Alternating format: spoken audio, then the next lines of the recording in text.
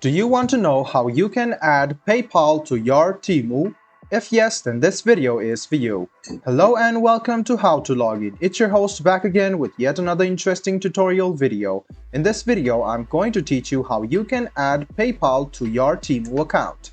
What you need to do is open Temu on your Chrome or Edge browser, log into your account, and put some products to your cart. So this is your cart over here. Go ahead and click go to cart, and you can see there is option of express checkout with PayPal.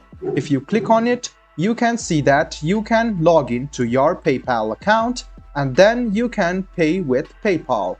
This way you can easily pay with PayPal and then you can save your PayPal account if you go back to Temu. So go back to Temu, select your account, so go ahead and click checkout and scroll a bit down over here. You can see the PayPal option. Click on it, and if you see that there is an option called remember my PayPal, if you click continue, Temu will remember your PayPal account. So go ahead and click on PayPal over here and click PayPal, which is written on the right hand side.